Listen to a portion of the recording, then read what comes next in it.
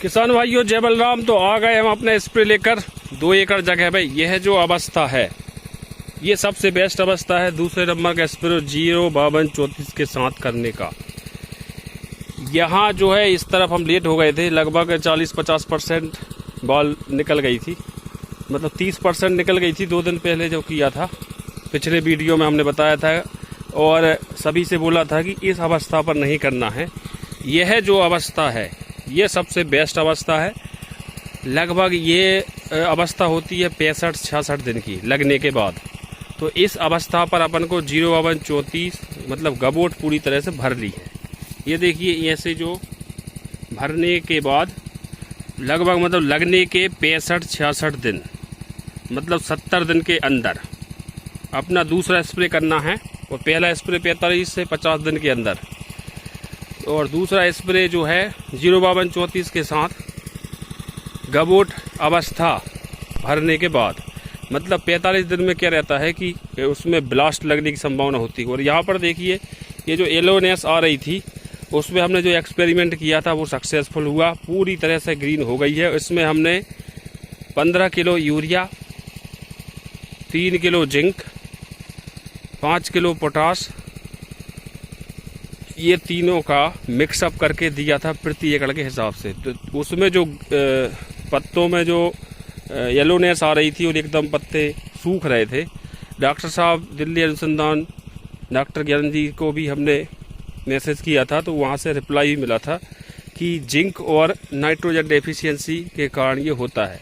लेकिन ज़रूरत से ज़्यादा नाइट्रोजन देने से क्या होता है कि इसमें दिक्कत आती है ब्लास्ट की। इसलिए हमने 15 से 20 किलो प्रति एकड़ के हिसाब से नाइट्रोजन दिया था। उसी में 3 किलो जिंक और 7-8 किलो पोटाश मिला दी थी।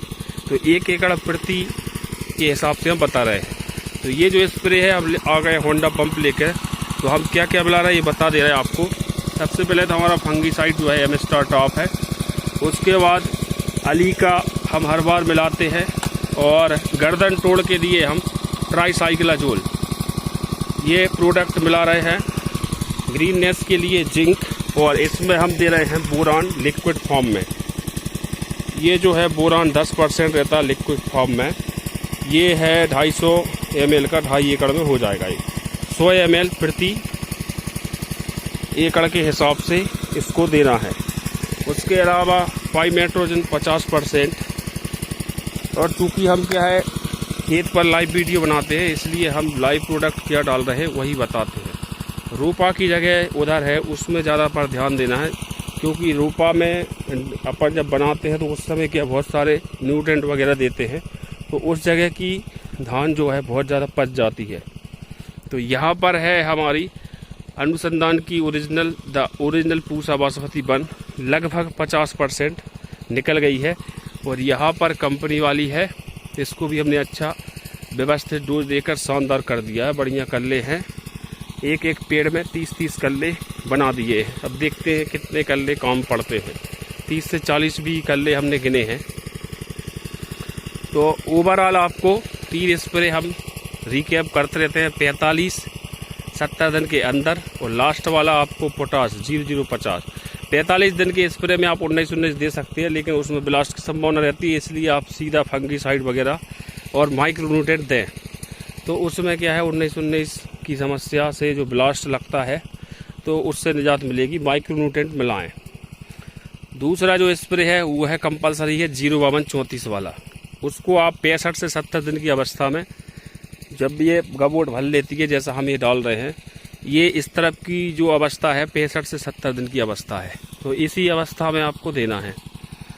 और लास्ट स्प्रे बाल निकलने के बाद जैसे हम जेऊ पोटाश का ट्रायल कर रहे हैं तो आप 0050 पोटाश के साथ फंगीसाइड इंसेक्टिसाइड लगे तभी है। तो इंसेक्टिसाइड में आपको अली का लेकिन तीनों प्रोडक्ट में मिलाना है 100 ml प्रति एकड़, 100 से 125, पहले 100 फिर 110 फिर 120 इस हिसाब से।